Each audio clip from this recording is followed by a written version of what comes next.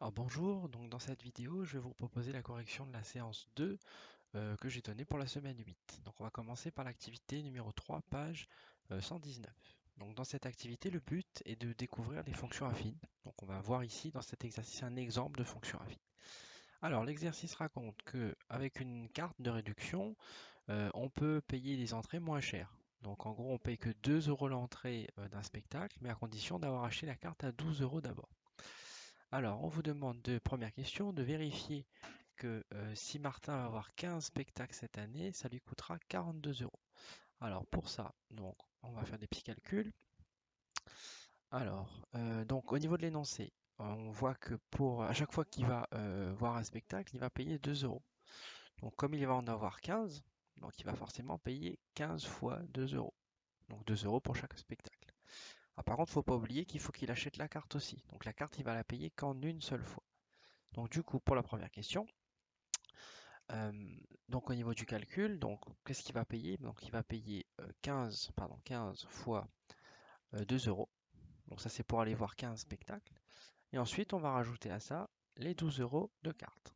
Donc 15 fois 2 ça fait 30. Et plus 12, ça fait bien 42 €. Donc on a bien vérifié ici que lorsqu'il va avoir 15 spectacles, il va payer 2 € à chaque fois et plus la carte. Donc ça fait bien 42 € en tout. Donc voilà pour la première question. Alors ensuite, on vous propose un tableau ici, et on vous propose donc de compléter ce tableau-là. Alors, on va essayer de voir. Pour 5 spectacles, donc on va trouver le prix. Donc, on va faire exactement de la même manière. Donc pour 5 spectacles, au niveau du calcul, on va avoir 5 spectacles. Donc à chaque spectacle, on va payer 2 €, donc on fait 5 fois 2, plus 12 € de carte. Donc 5 fois 2, ça fait 10, plus 12, ça donne 22 €. Donc pour 5 spectacles, on va payer 22 €. Ensuite, pour 8 spectacles, on refait le même calcul en remplaçant, donc le nombre de spectacles c'est 8, multiplié par 2 € plus 12, ça nous donne 8 fois 2, 16, plus 12, ça nous fait 28 € pour aller voir 8 spectacles. On passe à 10 spectacles, donc là encore, on va faire 10 spectacles multipliés par 2 €, ça fera 20 €, plus la carte, 12 €. Faut pas oublier de compter la carte dans la dépense globale en fait. Donc ça nous fait 20 plus 12 égale 32 €. Pardon, j'ai pas détaillé, ça fait 20 plus 12, pardon, égale 32. Ensuite, dernière chose, en 15 c'est déjà fait, on passe à 20. Donc pour 20 spectacles, donc on va faire 20 spectacles multipliés par 2 € plus la carte. Ça nous donne 20 fois 2 égale 40 € plus 12 €, ça nous donne 52 € pour aller voir donc les spectacles. Donc voilà pour le petit tableau. Donc ici il fallait mettre donc dans l'ordre 22, 28, 32 et 52. 22, 28, 32 et 52. Ensuite, on nous demande de vérifier si ce tableau est un tableau de proportionnalité. Alors pour le savoir, ben, on a vu une méthode en classe, on va chercher si le coefficient est le même dans chaque colonne. Donc je vous propose de diviser les résultats de la deuxième ligne par la première. Alors pour 5 spectacles, on a trouvé 22 €. Donc du coup, pour la petite b de la question 2, on va essayer de diviser 22 €. Pardon, 22 €, on va le diviser par 5. D'accord? En fait, je divise le prix payé par le nombre de spectacles. Alors 22 divisé par 5, donc je peux prendre la calculatrice si vous voulez, 22 divisé par 5, ça nous fait 4,4. Donc ça revient à 4,40 € le spectacle, en fait. Alors on va vérifier si le coefficient est le même dans la deuxième colonne. Alors pour 8 spectacles, ici, on avait trouvé 28 €. Donc pour vérifier si c'est le même coefficient, on va donc faire 28 divisé par le nombre de spectacles, donc 8. Alors calculatrice, je teste. Donc 28 divisé par 8, ça nous fait 3,50 € cette fois-ci. Donc on voit que finalement, le prix du spectacle n'est pas proportionnel au nombre de spectacles en fait. Enfin, le prix que l'on paye, pardon, n'est pas proportionnel au nombre de spectacles puisque l'éventuel coefficient de proportionnalité n'est pas le même dans la première colonne et dans la deuxième. Dans la première colonne, on a trouvé 4,40 € le spectacle. Dans la deuxième colonne, on a trouvé 3,50 € le spectacle. Donc on voit que finalement, cette situation-là d'exercice n'est pas une situation de proportionnalité. Alors on en est à la troisième question. Donc on désigne par X le nombre de spectacles auxquels Martin aura assisté durant l'année. exprimer le prix total f de x qu'il aura payé en fonction du nombre x de spectacles vus. Alors, donc en gros, ce qu'on nous demande, c'est de faire le même travail que ce qu'on vient de faire, mais on appellera x le nombre de spectacles. Donc c'est comme si on mettait x dans la première ligne du tableau. Alors bah, je vais faire exactement le même calcul, c'est-à-dire je vais dire que je vais voir x spectacles, donc j'y vais x fois. Donc à chaque fois que j'y vais, je vais payer 2 euros, donc on aura x fois 2. Et ensuite, je vais rajouter à ça la carte de réduction, donc plus 12 euros. Donc c'est exactement le même calcul qu'on fait depuis tout à l'heure, sauf que le nombre de spectacles qui était au début là, eh ben, je l'appelle x. Donc ça me donne une formule, donc cette formule je peux la simplifier. Alors x fois 2, bah, ça fait 2x, et ensuite plus 12. Donc voilà l'expression, la formule si vous voulez, l'expression de la fonction qui me permet d'obtenir le prix payé en fonction du nombre X de spectacles que je vais voir. Donc finalement, si je peux écrire la petite formule de la fonction, f de x, qui est le nom de la fonction, est égal à 2x plus 12. Donc f de x représente l'image, pardon, f de x ici, décidément, f de x donc représente l'image, c'est-à-dire ici le prix qu'on a payé pour aller voir x spectacles. Donc le x qui est à l'intérieur de la parenthèse, c'est l'antécédent, donc c'est le nombre de spectacles, et c'est le même que lui. Donc le x ici, c'est le nombre de spectacles. Donc voici la formule de la fonction qui donne le prix que l'on paye à partir du nombre d'entrées, le nombre de fois qu'on va au spectacle. Alors on vous met une phrase ici, une fonction de la forme x associe ax plus b, où a et b sont deux nombres, est appelée une fonction affine. Donc on vous demande dans la question 4, est-ce que la fonction f qu'on vient de trouver est une fonction affine? Alors une fonction affine, si je réécris, une fonction elle est affine si elle est de la forme ax plus b, si sa formule est de la forme ax plus b. Alors si je compare un petit peu ça avec ce qu'on a trouvé ici, en fait ça se ressemble quand même beaucoup. Alors si on fait une petite analogie, le x il est là. Le nombre qui est collé avec le x, bah, ça correspondrait au a. Donc ça veut dire qu'ici dans notre exemple, le a c'est 2. Et ensuite il y a le plus ici, si ça se ressemble bien, et le b, bah, ça serait le 12. Donc la fonction que l'on a trouvée dans la question d'avant ressemble bien au modèle de fonction qu'on nous propose. Donc finalement, on vous a dit qu'une fonction affine, c'est une fonction dont la formule ressemble à ça. Donc bah, finalement, est-ce que la fonction f trouvée à la question 3 est affine? Bah, on peut dire oui. D'accord, donc on peut mettre que la fonction f est affine. F, donc, pardon, je ne vais pas mettre une majuscule. Donc f est une fonction affine avec le nombre a qui vaut 2 dans notre exemple et le nombre b qui vaut 12 du coup. D'accord, donc je fais une analogie. Le a c'est le nombre collé avec le x, donc c'est le 2. Et le b, bah, c'est le nombre qui est après le plus ici, c'est 12. Donc voilà, cette fonction, c'est ce qu'on appelle une fonction affine. D'accord, donc j'ai un terme en x et ce qu'on appelle un terme constant, c'est-à-dire un autre terme qui n'a pas de lettres. Donc c'est ce qu'on appelle une fonction affine. On avait vu la fois dernière les fonctions linéaires, c'est quand on n'avait que le terme en x. Donc par exemple, si j'avais pas le plus 12, donc on disait que cette fonction était linéaire. Et le fait de rajouter le plus 12, j'ai une nouvelle fonction, un nouveau type de fonction qu'on appelle une fonction affine. Et donc, cette fonction, on vient de voir dans la question d'avant, elle ne correspond pas à une situation de proportionnalité. Contrairement aux fonctions linéaires, ou dans l'activité de la séance 1, on a vu que les fonctions linéaires correspondaient aux situations de proportionnalité. Donc là, on est dans un exemple de fonction qui correspond à une situation qui n'est pas de proportionnalité. Alors ensuite, dernière question pour cette activité, décrire la fonction f par un programme de calcul du type je multiplie x par quelque chose et j'ajoute quelque chose. Alors bah, si on regarde la fonction f finalement, le x, bah, on voit qu'il est multiplié par 2 et ensuite bah, on ajoute 12.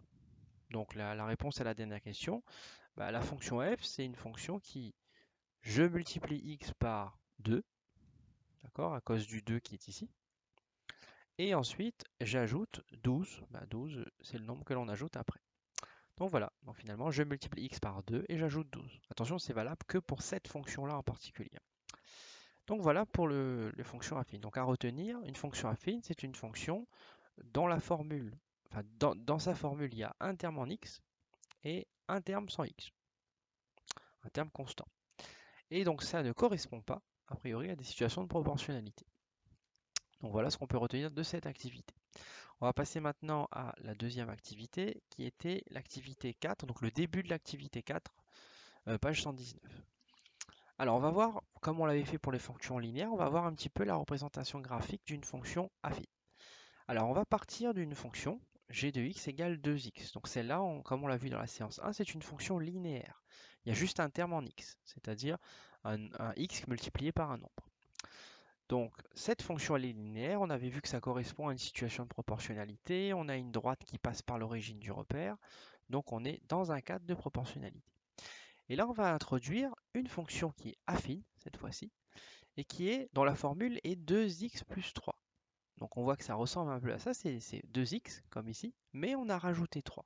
Donc le fait d'avoir rajouté ce nombre ici, on est bien dans l'exemple d'une fonction affine. Je vous rappelle la formule d'une fonction affine, c'est le fameux ax plus b ici.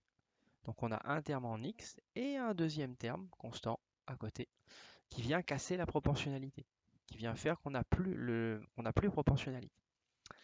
Donc ici on a une fonction affine et on vous pose des questions. Alors, quelle est l'ordonnée du point de la droite DG, donc DG c'est celle-ci, c'est la droite correspondant à la fonction G, d'abscisse 2. Alors l'abscisse, je vous rappelle, c'est horizontal et l'ordonnée c'est vertical.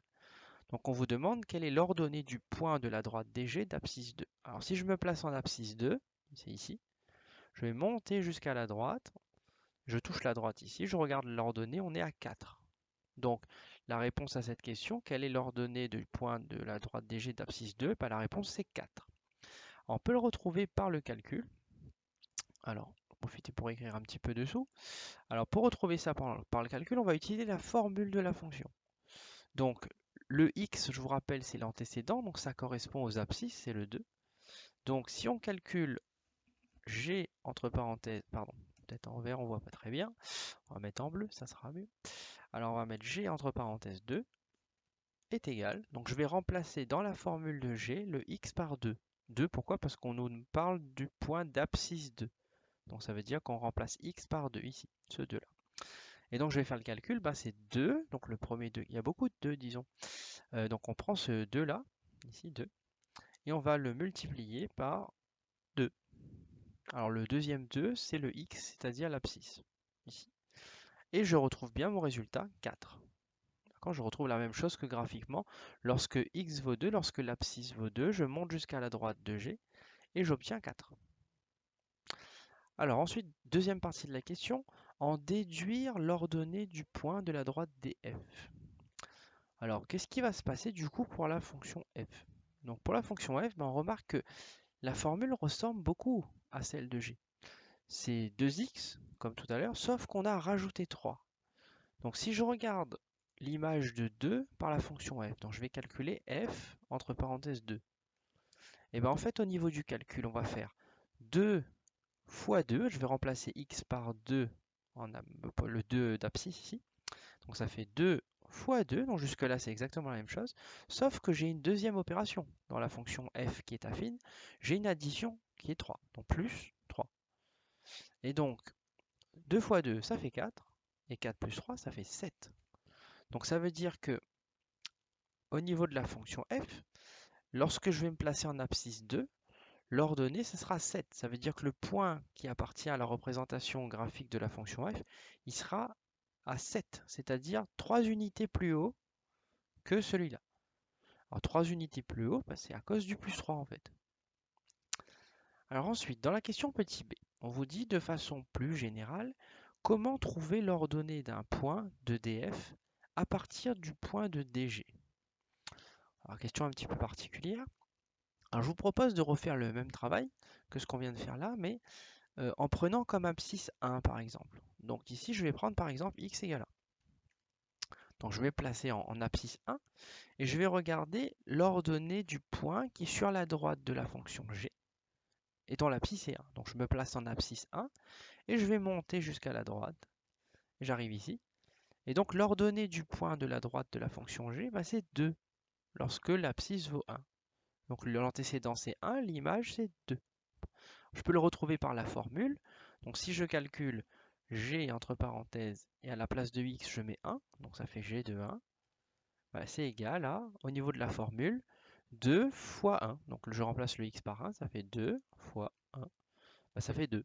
On retrouve bien l'image qu'on avait ici graphiquement. Donc quand je me place en 1 en abscisse, ou en antécédent si vous voulez, je monte jusqu'à la courbe, je touche et je vois comme ordonnée ou comme image 2. C'est ce qu'on vient de trouver ici.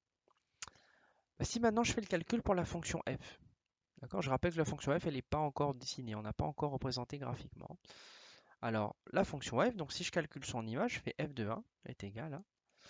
Alors on utilise la formule ici, donc on va faire 2 fois 1, je remplace x par 1, donc 2 fois 1. Donc c'est exactement le même départ de calcul que la fonction g, sauf que bah, je rajoute 3, donc plus 3. Et ça fait donc 2 fois 1, ça fait 2, plus 3, ça donne 5. Donc l'image de 1 par la fonction f, c'est 5.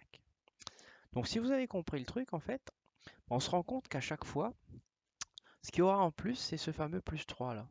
Donc le plus 3 qui est ici, et là aussi il est en plus. Et donc ce plus 3 va faire que à chaque fois qu'on va calculer les coordonnées d'un point pour la fonction g, bah, le point correspondant, enfin ayant la même abscisse pour la fonction f, et ben il sera 3 unités plus haut. À chaque fois, il s'est décalé un petit peu plus haut. Alors pour mieux vous le montrer, j'ai préparé un petit fichier GeoGebra qui est ici, voilà. Et donc sur GeoGebra, on peut tracer des représentations de fonctions. Donc je vais taper la représentation de la fonction qui à x associe 2x. Donc je tape simplement ici 2x. Donc lorsque j'appuie sur Entrée, donc il m'écrit f de x égale 2x, c'est-à-dire que GeoGebra a créé une fonction et il a tracé sa représentation graphique ici. Alors donc dans cette représentation graphique, je retrouve un petit peu la même chose que ce qu'il y avait dans l'extrait. C'est-à-dire ce que vous voyez ici, c'était un petit morceau de cette droite-là correspondant à la fonction g. D'accord? Donc c'était la fonction g. Alors maintenant, on vient de voir que dans cet exercice, à chaque fois qu'on calcule l'image pour la fonction f, eh ben, il suffit de rajouter 3 pour avoir l'image par f. Donc comme les deux exemples nous l'ont montré ici, quand j'ai l'image par la fonction g, pour avoir l'image par la fonction f, il suffit de rajouter 3. 4 plus 3, ça fait 7. 2 plus 3, ça fait 5. Donc apparemment, tous les points vont être décalés de 3 unités vers le haut. Donc si je regarde les points de ma fonction ici, eh ben, je vais maintenant faire apparaître les points pour l'autre fonction, pour la fonction f de l'exercice. Alors le point pour la fonction g, il y avait le point 0, 0, puisque c'était une fonction linéaire, elle passe par l'origine.